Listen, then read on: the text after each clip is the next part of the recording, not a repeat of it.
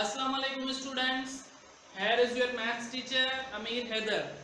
Today we are going to start our lecture number 3 of chapter number 2.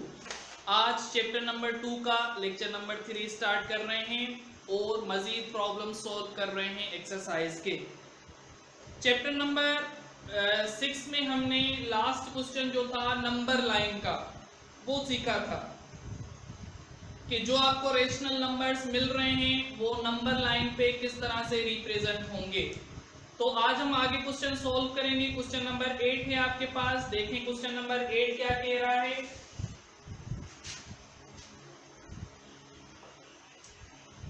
Sorry, question number 9 है।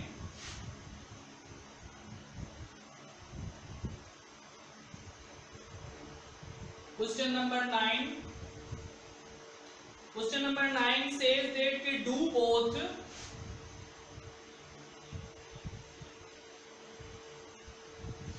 -2/3 and 2/-3 represent the same negative rational number. Represents the same rational negative number. Question ये पूछ रहा है क्या -2/3 और 2/-3 same rational number को represent कर रहे हैं। इसका मतलब क्या है, देखें। सॉल्यूशन लिख रहा हूं मैं यहां पर -2/3 एंड 2/-3। हमने पिछले लेक्चर में कुछ क्वेश्चन सॉल्व किए थे जिसमें हमने पॉजिटिव डिनोमिनेटर रखा था कि डिनोमिनेटर को पॉजिटिव किया जाए। ठीक है, तो यहां पर देखें डिनोमिनेटर पॉजिटिव है, ऊपर वाली सिंबल अगर यहां पे लिखी हुई हो तो ये दोनों की कहलाती है। -2 की भी माइनस हो जाती है, 3 की भी माइनस हो जाती है। अगर ये ऊपर लिखी हुई हो इस तरह से तब भी ये दोनों नंबर नेगेटिव ही काउंट होगा। माइनस चाहे न्यूमिनेटर के साथ हो या डिनोमिनेटर के साथ हो, नंबर नेगेटिव ही काउंट किया जाएगा। सेम वे से यहां पर भी 2/-3 लिखा हुआ है, भले माइनस नीचे लिखी हुई हो या ऊपर लिखी हुई हो, नंबर आपका नेगेटिव ही काउंट होगा।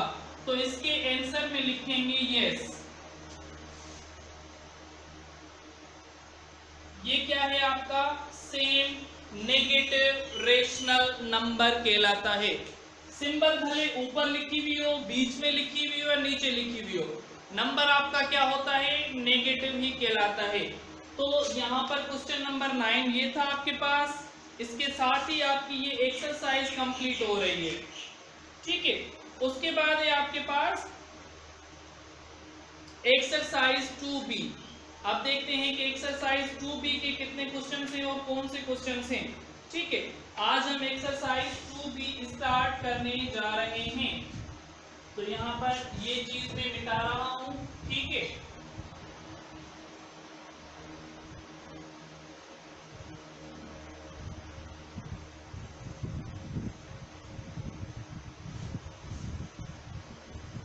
Exercise 2B।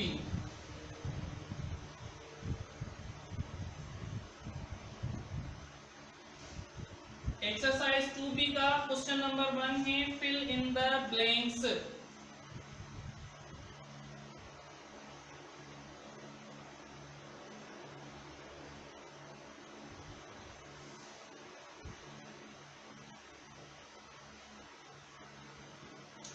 Fill in the blanks में पहला है number 1 56/-96 is expressed in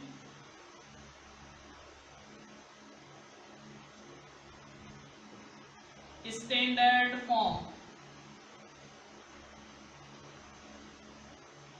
Is expressed in standard form as।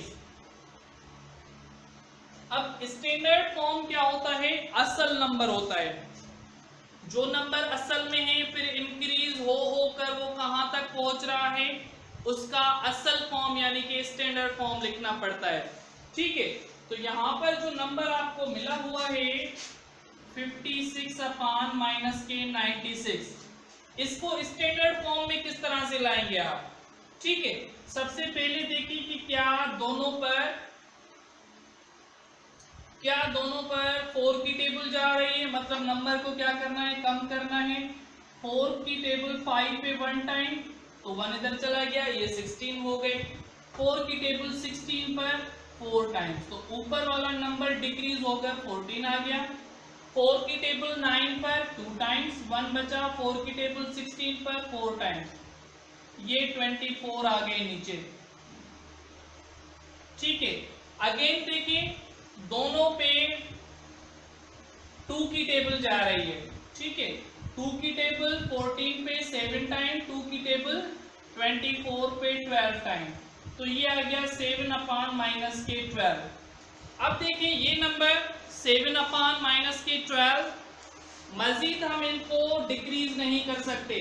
अब ऐसी कोई टेबल नहीं हमारे पास जो 7 पे भी जाए और जो 12 पर भी जाए। ठीक है, तो ये इसका स्टैंडर्ड फॉर्म कहलाएगा, मतलब नंबर को डिक्रीज करके वहां तक लेके आना है जहां तक न्यूमिनेटर और डिनोमिनेटर पर कोई टेबल सेम नहीं जा रही हो, सेम टेबल। तो यहाँ पर ब्लैंक में लिखेंगे 7 अपान माइनस के 12 is the standard form of 56 अपान 96। ठीक है, दूसरा ब्लैंक है which of the fraction is greater. दूसरा फ्रैक्शन है आपके पास, दूसरा question, which of the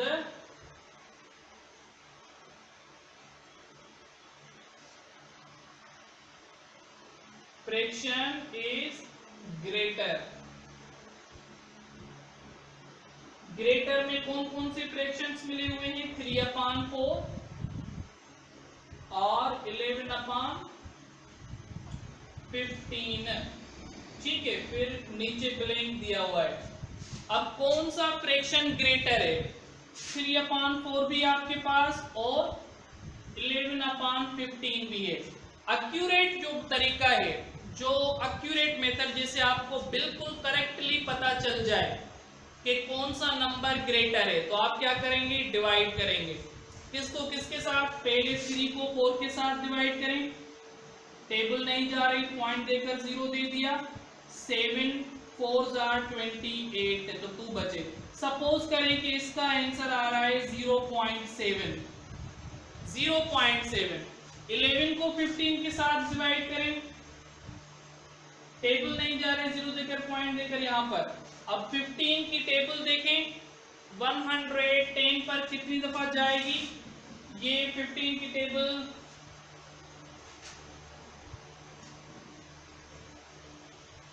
15 1s are 15, 2s are 30, 45, 3s are 15, 45, 15 4s are 60,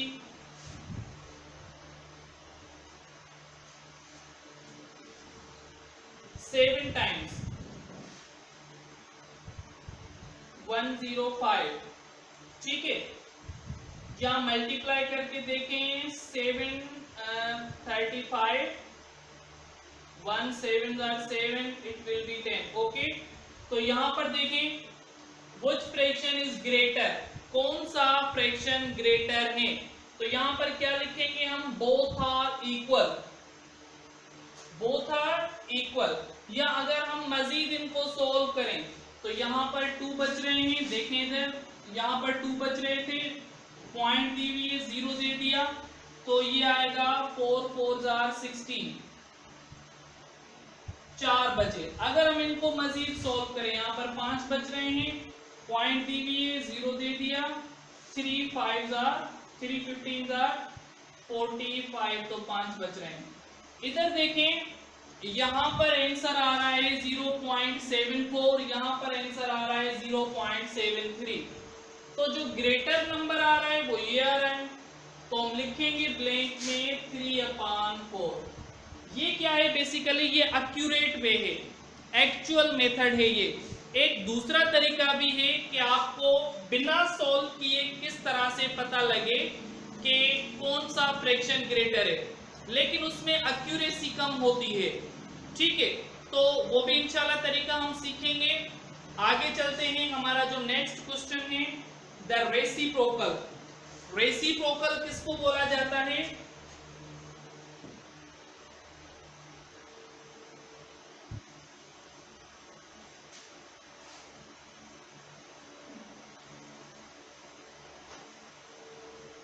The reciprocal of 5/7 is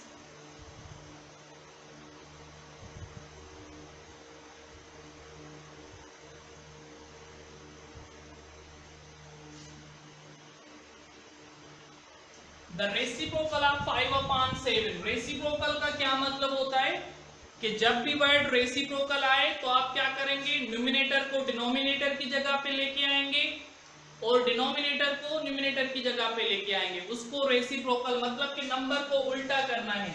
number अगर 5/7 मिला है तो इसका रेसिप्रोकल होगा 7/5। तो आप ब्लैंक में 7/5 लिखेंगे। नंबर 4 है कि इज 5/7 लेस देन 2/5।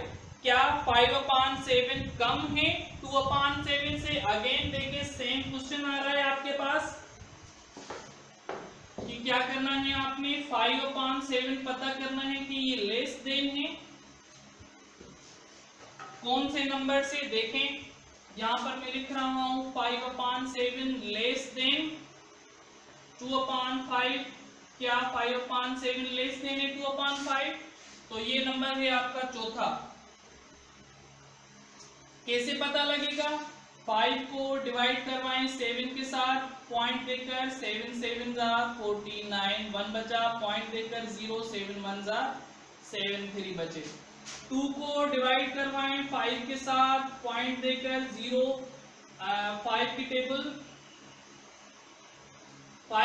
20 पर 4 टाइम ये 20, ये आ गया आपके पास 0। इधर आंसर आ रहा है 0.71, इधर आंसर आ रहा है 0.4। और क्वेश्चन कह रहा है कि 5/7 कम है इससे, नहीं ये तो ज्यादा है। तो यहां पर ब्लैंक में लिखेंगे नो। ब्लैंक में क्या लिखेंगे? No 5/7 is not less than 2/7। पांचवा फिल इन द ब्लैंक से आपके पास यहां पर लिख रहा हूं मैं पांचवा fill in the blanks.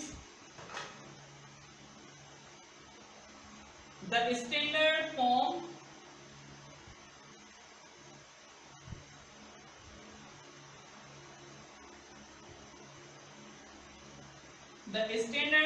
of -9/-8 is। अब देखें एक नंबर ऑड है एक नंबर इवन है, टेबल तो किसी की भी नहीं जा रही दोनों नंबर्स पर। फिर क्या करेंगे हम? फिर देखेंगे कि माइनस दोनों में से खत्म हो रही है नहीं हो रही। देखें इधर -9/-8, माइनस माइनस खत्म हो गई तो यहाँ पर बचेगा स्टैंडर्ड फॉर्म में 9/8। अगर टेबल नहीं जा रही तो फिर देखेंगे कि माइनस की सिंबल खत्म हो रही है, अगर खत्म हो रही है तो वही उसका स्टैंडर्ड फॉर्म कहलाएगा। उसके बाद है आपके पास क्वेश्चन नंबर 2। क्वेश्चन नंबर 2 आपका होमवर्क जाता है। Question number 2, question number 2 exercise 2B। तो आज का लेक्चर हम यहीं पे खत्म करते हैं। क्वेश्चन नंबर 2 में सबके स्टैंडर्ड फॉर्म लिखने हैं जिस तरह से अभी हमने स्टैंडर्ड फॉर्म सोल्व किए। कोई भी बात समझ में ना आए तो आप व्हाट्सएप ग्रुप में मैसेज करके पूछ सकते हैं। Thank you so much.